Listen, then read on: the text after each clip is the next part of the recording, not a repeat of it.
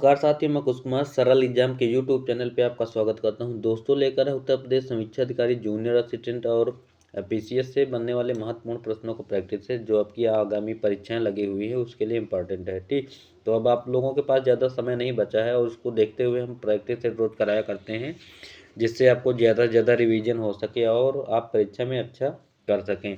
तो जो मेरे नए दोस्त इस चैनल से जुड़ रहे हैं, चैनल लाइक कर लें और बेल आइकन ओपन कर ले ताकि मेरा वीडियो जब भी पड़े आपको तुरंत प्राप्त हो जाए। तो शुरू करते हैं। आज का हमारा पहला प्रश्न प्रश्न है, प्राचीन इतिहास से संबंधित है प्रश्न। बात करते हैं इस पे। 800 से 1200 की राजनीतिक सामाजिक स्थिति के बारे में बताया गया है। तो प्रश्न है हमारा, निम्नलिखित में से किसने काल्पनिक वैज्ञानिक उपकरणों पर पुस्तक लिखी है? ऑप्शन इसके हैं, भोज है, गोविंद राज है, चंद्रवर्मन या महिपाल है। तो राइट आंसर है भोज है। भोज जो एमपी में राजा थे। ठीक, तो राजा भोज जो ने चिकित्सा, गणित एवं व्याकरण पर अनेक ग्रंथ लिखे हैं। भोजकृत युक्ति कल्पतरु में वास्तुशास्त्र के साथ साथ विविध वैज्ञानिक यंत्रों व उनके प्रयोग का उल्लेख है। परमारवंशी शासक भोज थे। कभी कभी पूछ लेते हैं कि भोज जो है किस वंश से संबंधित थे, तो ये परमारवंशी थे। शासनकाल की बात करें तो 1000 से 1055 ईस्वी तक इनका शासन था। और राजा भोज ने समरांगण सूत्रधार का 31वां अध्याय यंत्र विज्ञान से संबंधित है। इस अध्याय में यंत्र, उसके भेद और विविध यंत्र निर्माण पद्धति पर विस्तार पर प्रकाश डाला है। ठीक, अगला हमारा प्रश्न है, मराठा वंश से संबंधित है। तृतीय एंग्लो मराठा युद्ध संबंधित है सर जॉन शोर से, लॉर्ड वेलेजली, लॉर्ड हेस्टिंग या लॉर्ड कॉर्नवालिस। तो ये लॉर्ड हेस्टिंग से संबंधित है। ठीक, अब तृतीय आंग्ल मराठा युद्ध का जो समय है 1817 से 18 के मध्य प्रमुख मराठा संघ के सरदारों और अंग्रेजों के मध्य मराठा स्वतंत्रता के अंतिम प्रयास के रूप में किया गया। और इस समय अंग्रेज गवर्नर लॉर्ड हेस्टिंग था। और इस युद्ध में अंग्रेजों ने एक एक करके सभी मराठा शक्तियों को पराजित किया और संधिया की। पेशवा बाजीराव द्वितीय से 13 जून 1817 को पूना की संधि, दौलत राव सिंधिया से 5 नवंबर 1817 को ग्वालियर की संधि, होलकर से 6 जनवरी 1818 में मंदसौर की संधि। बाजीराव द्वितीय ने अंततः जून 1818 में आत्मसमर्पण कर दिया और अंग्रेजों ने पेशवा के पद को समाप्त कर दिया। बाजीराव द्वितीय को कानपुर के निकट बिठूर में पेंशन पर जीने के लिए भेज दिया गया और मराठों के पतन में सर्वाधिक योगदान बाजीराव द्वितीय का रहा है। ठीक, पूछ लेते हैं, कभी कभी आत्मसमर्पण करने वाला पहला मराठा कौन था? तो बाजीराव द्वितीय ही था, याद रखना। अगला है, मुगल साम्राज्य से यूरोपीय वाणिज्य का प्रारंभ। प्रश्न है, सिख राज्य का अंतिम राजा कौन था? खड़क सिंह, शेर सिंह, नवनिहाल सिंह या दिलीप सिंह। राइट आंसर इसका डी ऑप्शन होगा, दिलीप सिंह। ठीक, इसकी जानकारी तो सिख राज्य के अंतिम राजा दिलीप सिंह थे, जिनका जन्म लाहौर में 6 दिसंबर 1838 को और मृत्यु जो है 22 अक्टूबर 1895 में पेरिस में हुई थी। ठीक, जिनके साम्राज्य में पंजाब सहित कश्मीर, जम्मू और लद्दाख शामिल थे। वह महाराजा रंजीत सिंह और महारानी जींद कौर के सबसे छोटे पुत्र थे। द्वितीय एंग्लो सिख युद्ध में 21 फरवरी 1849 सिख पराजित हुए और ब्रिटिश विजेताओं ने दिलीप सिंह को अपदस्थ करके पंजाब को ब्रिटिश राज्य में मिला लिया था। और इस प्रकार राजा दिलीप सिंह सिख राज्य में अंतिम शासक के रूप में इतिहास में जाने जाते हैं। अगला है, अवध राज्य का ब्रिटिश राज्य में विलय हुआ था 1855, 1854, 1856 या 1853। राइट आंसर सी ऑप्शन हो जाएगा, 1856।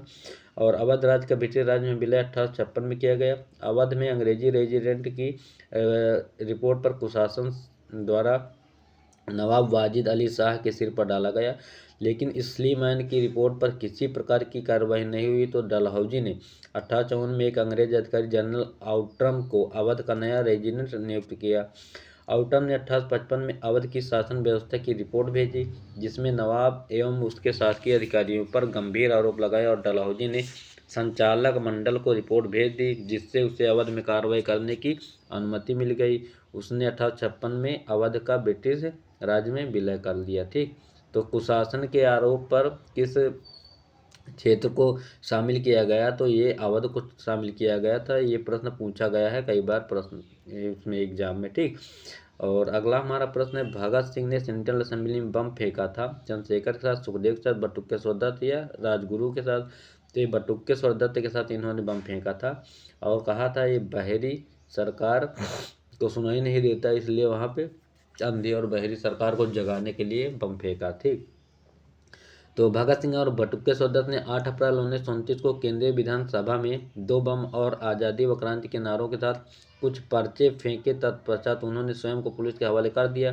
केंद्रीय विधानसभा में इंकलाब जिंदाबाद के नारे दिए। लाहौर षड्यंत्र मुकदमे के अंतर्गत इन पर कार्रवाई की गई और अंततः 31 मार्च 1931 को सरदार भगत सिंह, राजगुरु और सुखदेव को फांसी दे दी गई थी।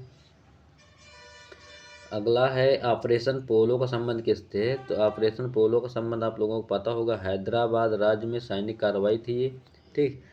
तो ऑपरेशन पोलो एक सैनिक अभियान है जिसमें भारत की स्वतंत्रता के बाद निजाम से हैदराबाद को मुक्त कराकर भारत में विलय करने के उद्देश्य से भारतीय सेना भेजी गई थी, ठीक। ऑपरेशन पोलो का मुख्य कारण स्वतंत्र भारत में स्वतंत्र रियासत का बने रहना सरकार के स्वीकार्य नहीं था और निजाम से स्वतंत्र रहने का फैसला लिया गया। ऑपरेशन पोलो जो है 13 सितंबर 1948 को प्रारंभ होकर 18 सितंबर 1948 को समाप्त हुआ, ठीक। अगला है इंडिया मीन्स फ्रीडम पुस्तक किसकी है? आत्मकथा है। तो ये अबुल कलाम आज़ाद की है। राइट आंसर इसका सी हो जाएगा, ठीक। और अल हिलाल एवं गुबारे खातिर नामक पत्रिकाओं का संपादन इन्होंने ही किया था, ये भी पूछा जाता है। अगला है गदर पार्टी की स्थापना कब हुई? तो ये कहाँ हुई? तो ये यूएसए के सैन फ्रांसिस्को में हुई थी। लाला हरदयाल ने और रोशन सिंह भाखड़ा ने इसकी स्थापना की है 1913 में। तो गदर पार्टी पराधीन भारत को अंग्रेजों से स्वतंत्र कराने के उद्देश्य से बना एक दल था। इसे अमेरिका और कनाडा के भारतीयों ने 1 नवंबर 1913 में बनाया और इसे प्रशांत तट का हिंदी संघ भी कहा जाता है। यह पार्टी गदर नाम का एक साप्ताहिक पत्र 1 नवंबर 1913 को प्रकाशन से शुरू किया गया था। इसे पहले हिंदू और गुरुमुखी में प्रकाशित किया जाता था। तो कभी कभी पूछ लेते किन भाषाओं में होता था, तो उर्दू और गुरुमुखी लिपि जो पंजाबी लिपि है, इससे से पंजाबी भाषा इसी का है। लेकिन बाद में अन्य भाषा में प्रकाशन हुआ। गदर पार्टी के संस्थापक सोहन सिंह भाखड़ा, इसके अतिरिक्त केसर सिंह थतगढ़ उपाध्यक्ष थे और लाला हरदयाल महामंत्री थे। लाला ठाकुरदास धुरी संयुक्त सचिव और पंडित काशीराम भदरौली कोषाध्यक्ष थे। और नई पार्टी ने कनाडा, चीन, जापान आदि में शाखाएं खोली थी। अगला है चौरी चौरा किस जनपद में? चौरी चौरा है कहाँ? तो ये गोरखपुर और देवरिया के बीच में पड़ता है। तो चौरी चौरा गोरखपुर उत्तर प्रदेश में स्थित है। यहाँ 4 फरवरी 1922 को भारतीयों ने ब्रिटिश सरकार की पुलिस चौकी में आग लगा दिया था, जिससे उसमें छुपे 22 पुलिसकर्मी मारे गए थे जलकर। और इस घटना को चौरी चौरा कांड के नाम से जाना जाता है। इसके परिणाम स्वरूप गांधी ने कहा था कि हिंसा होने के कारण असहयोग आंदोलन उपयुक्त नहीं रह गया और उसे वापस ले लिया गया। चौरी चौरी कांड के अभियुक्तों का मुकदमा पंडित मदन मोहन मालवीय ने लड़ा और उन्हें बचा लिया था, ठीक। कभी कभी ऐसे प्रश्न पूछे जाते हैं कि चौरी चौरा कांड जो है उसमें फंसे हुए अभियुक्तों का मुकदमा किसने लड़ा? तो पंडित मदन मोहन मालवीय लड़े थे। याद रखना इसको भी, ठीक, इंपॉर्टेंट है। ऐसे प्रश्न खोजे जाते हैं बीच से। अगला है हमारा प्रश्न, भारत छोड़ो आंदोलन के दौरान उत्तर प्रदेश के निम्नलिखित जिलों में से किसमें समानांतर सरकार की स्थापना की गई थी? तो ये बलिया में की गई थी। चित्तू पांडे, यहाँ सुने हो, शेर बलिया, वही है मंगल पांडे का गांव। तो अगस्त 1922 को बलिया के सपूतों ने न सिर्फ ब्रिटिश सरकार को उखाड़ने का काम किया, बल्कि बलिया को राष्ट्र घोषित कर समांतर सरकार बनी, जिसका नाम स्वतंत्र बलिया प्रजातंत्र रखा गया था और चित्तू पांडे का काम था ये सब। अगला है निम्नलिखित घटनाओं को पढ़ें और इसको क्या करना है, कालानुक्रम में इसको लगाना है। लखनऊ समझौता, चंपारण, खिलाफत आंदोलन, जलियांवाला बाग हत्याकांड, ये 1919, 1917, ठीक। लखनऊ 1916 हुआ था, खिलाफत आंदोलन 1900 तो लखनऊ समझौता जो है 1916 में कांग्रेस और मुस्लिम लीग ने लखनऊ में एक ही समय पर अपने अधिवेशन आयोजित किए थे। मजूमदार यहाँ पे अध्यक्ष बनाए गए थे, ठीक। और जो सूरत में गरम दर और नरम दर अलग हुए थे वो यहाँ आके मिल गए थे। और इसी अधिवेशन में जो राजकुमार शुक्ल से बिहार से चंपारण जो आंदोलन में शामिल होने वाले, तो गांधी को यहीं मिले थे और यहीं से उन्होंने निमंत्रण दिया था कि आपको वहाँ आना है और आंदोलन में शामिल होना है। तो दोनों दलों ने पृथक पृथक रूप से सामुदायिक सुधारों की संयुक्त योजना के संदर्भ में प्रस्ताव पारित किए और संयुक्त कार्यक्रम के आधार पर राजनीतिक क्षेत्र में एक दूसरे को सहयोग हेतु एक समझौता किया। यही समझौता लखनऊ समझौता कांग्रेस लीग योजना के नाम से भी जाना जाता है, ठीक। चंपारण कब हुआ? तो महात्मा गांधी ने भारत में सत्याग्रह का पहली बार सफल प्रयोग चंपारण बिहार में किया। चंपारण आंदोलन 1917 के कारण अंग्रेजों को 3 कटिया पद्धति को समाप्त करना था, यानी 3/20 भाग पे नील की खेती करनी थी यहाँ पे। जलियांवाला कांड कब हुआ? तो 13 अप्रैल 1919 को अमृतसर में जलियांवाला बाग हत्याकांड हुआ। और डॉक्टर सतपाल और सैफुद्दीन किचलू की गिरफ्तारी के विरोध में हो रही जनसभा पर जनरल डायर ने अंधाधुंध गोली चलाई। सरकारी रिपोर्ट के अनुसार इसमें 379 व्यक्ति एक एवं कांग्रेस समिति के अनुसार लगभग 1000 लोग मारे गए थे। बाप रे। तो खिलाफत आंदोलन की बात करें तो यह भारतीय मुसलमानों का मित्र राष्ट्रों के विरुद्ध विशेषकर ब्रिटेन के खिलाफ टर्की के खिलाफ खलीफा के समर्थन में आंदोलन था और 19 अक्टूबर 1919 को समूचे देश में खिलाफत दिवस मनाया जाता है। अगला है स्प्रिंगिंग टाइगर पुस्तक किसकी है? जीवनी है ये। भगत सिंह, सुभाष चंद्र बोस, चंद्रशेखर आज़ाद या राम प्रसाद बिस्मिल? तो इसका है बी ऑप्शन, सुभाष चंद्र बोस की है। ठीक। और यह द स्प्रिंगिंग टाइगर 1959 में कर्नल ह्यूटोए द्वारा प्रकाशित भारतीय राष्ट्रीय सेना की ऐतिहासिक वृत्तांत है। यह सुभाष चंद्र बोस की जीवनी है। पूछ लेते हैं कि सुभाष चंद्र की जीवनी क्या है? तो स्प्रिंगिंग टाइगर। अगला है भारतीय राष्ट्रीय कांग्रेस ने अपने किस अधिवेशन में भारत सरकार अधिनियम 1935 को अस्वीकार किया था? रामगढ़, लखनऊ, फैजपुर या उपरोक्त में से कोई नहीं? तो लखनऊ में एक अधिवेशन 1916 में और एक 1936 में हुआ था। ठीक। तो 1916 वाला भी तो हम बताए थे और ये 1936 20 साल बाद हुआ था। तो राइट आंसर इसका बी होगा। और भारत सरकार अधिनियम 1935 का आधार साइमन कमीशन 1930 की रिपोर्ट थी।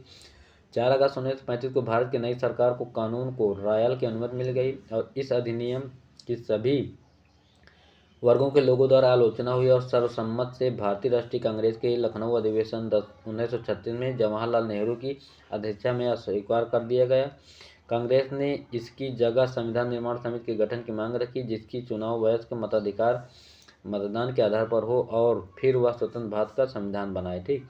अगला है निम्नलिखित में से कौन एक उग्रवादी था? तो उग्रवादी नेता में बिपिन चंद्रपाल का नाम आता है। राइट आंसर इसका सी हो जाएगा। तो भारतीय राष्ट्रीय आंदोलन के प्रतिष्ठित नेता और बंगाल पुनर्जागरण के मुख्य वास्तुकार बिपिन चंद्रपाल का जन्म 7 नवंबर 1858 को आज के बांग्लादेश में और निधन 20 मई 1932 को हुआ। महात्मा गांधी के राजनीतिक में आने से पहले वर्ष 1905 में लाल बाल पाल यानी लाला लाजपत राय, बाल गंगाधर तिलक, बिपिन चंद्रपाल पहला ऐसा क्रांतिकारी गुट था जिसने बंगाल विभाजन के विरोध में अंग्रेजी हुकूमत के खिलाफ विद्रोह छेड़ा था। ठीक। इंपॉर्टेंट प्लस है। कॉमनवेल्थ किसकी पत्रिका है? तो ये कॉमनवेल्थ एनी बेसेंट की है। इसका राइट आंसर होगा बी। और यह जुलाई 1914 में प्रकाशित किया गया। इस प्रसिद्ध साप्ताहिक पत्र को एनी बेसेंट द्वारा संपादित किया गया था। ठीक। तो पूछ लेते हैं ये दैनिक था या साप्ताहिक? तो ये साप्ताहिक पत्र था। ठीक। अगला है प्रथम अखिल भारतीय समाजवादी युवा कांग्रेस का सभापति कौन था? ऑप्शन है सुभाष चंद्र बोस, आचार्य नरेंद्र देव, जवाहरलाल नेहरू, कृपलानी। सी ऑप्शन इसका है जवाहरलाल नेहरू थे। तो प्रथम अखिल भारतीय समाजवादी युवा कांग्रेस की अध्यक्षता पंडित जवाहरलाल नेहरू ने की और इसकी बैठक जो है 27 दिसंबर 1928 को तत्कालीन कलकत्ता में हुई। अगला है भारत का भूगोल से संबंधित प्रश्न है। इनमें से कौन दक्षिण भारत की सबसे ऊंची चोटी है? तो ये पूछा जाता है सबसे ज़्यादा प्रश्न। तो दक्षिण भारत की सबसे ऊंची चोटी में सभी को कन्फ्यूजन रहता है, कभी कभी डोडा बेता हो जाता है, कभी कभी अनाईमुड़ी हो जाता है। तो ये सब अलग अलग जगहों की है। इसका राइट आंसर है ए ऑप्शन। तो दक्षिण भारत की सबसे ऊंची चोटी अनाईमुड़ी है जिसकी ऊंचाई है 2695 मीटर। यह अन्नामलाई की पहाड़ी केरल के इडुक्की जिले में है और यह चोटी पश्चिमी घाट पर्वत पर का भाग है। प्रश्न में दिए गए चोटियों की ऊंचाइयां लगभग डोडा बेटा 2637 और महेंद्रगिरी 1501 मीटर, अमरकंटक 1048 है। ये एमपी में है। अगला हमारा प्रश्न है निम्नलिखित नदियों में से कौन सर्वाधिक प्रदूषित है? तो सर्वाधिक प्रदूषित नदी के नाम से दामोदर को जाना जाता है। ये छोटा नागपुर से निकलती है और दामोदर नदी झारखंड के पठार से निकलकर इस पठार को बीचों बीच प्रवाहित होते हुए कोलकाता के दक्षिण में हुगली में विलीन होती है। यह नदी भ्रंश घाटी से होकर प्रवाहित होती है। स्वतंत्रता के तत्काल बाद सन 1948 में अमेरिका की टेनेसी नदी घाटी परियोजना की तर्ज पर दामोदर नदी घाटी नामक परियोजना प्रारंभ की गई, जिसके तहत इस नदी पर अनेक बांध निर्मित किए गए जैसे पंचेत बांध, तिलैया बांध। यह पश्चिम बंगाल की सबसे प्रदूषित नदी है और इसे बंगाल का शोक भी कहते हैं। प्रदूषण के कारण जैव विविधता इस नदी में तेजी से घट रही है और इसी कारण दामोदर की घाटी को जैविक रेगिस्तान की संज्ञा भी दी जाती है। ठीक। जैविक मरुस्थल भी कहते हैं। जैविक रेगिस्तान। ठीक। मरुस्थल। और निम्नलिखित में से किस नदी के तट पर बद्रीनाथ का प्रसिद्ध मंदिर है? तो ये अलकनंदा के में पड़ेगा। अलकनंदा का तट पर बद्रीनाथ और मंदाकिनी नदी के तट पर केदारनाथ धाम है। अलकनंदा और मंदाकिनी नदी का संगम क्या है? रुद्रप्रयाग कहलाता है। अगला है, कौन सी नदी भ्रंश घाटी से होकर प्रवाहित होती है? ऑप्शन है कृष्णा, गोदावरी, तापी या कावेरी। लंबाई इसकी 1465, कावेरी 800, 1401 किलोमीटर। सबसे बड़ी दक्षिण भारत की गोदावरी है, बूढ़ी नदी भी कहते हैं, ठीक। और दूसरी है कृष्णा, और ये है इसका राइट आंसर तापी नदी। तो तापी नदी मध्य प्रदेश के बैतूल जिले से मुल्ताई तालाब से निकलकर पश्चिम की ओर प्रवाहित होते हुए खंबात की खाड़ी के मालबैग क्षेत्र में गिरती है। यह सतपुड़ा तथा अजंता पर्वतों के मध्य भ्रंश घाटी में प्रवाहित होती है। इसकी प्रमुख सहायक नदी पूर्णा नदी है, ठीक। अगला है, अधोलिखित युग्मों में से कौन सुमेलित नहीं है? माउंट आबू, अरावली, कोडाई कनाल, अन्नामलाई, ऊटमटंग, नीलगिरी और शिमला पीर पंजाल। इसका ऑप्शन तो कुछ दिया ही नहीं।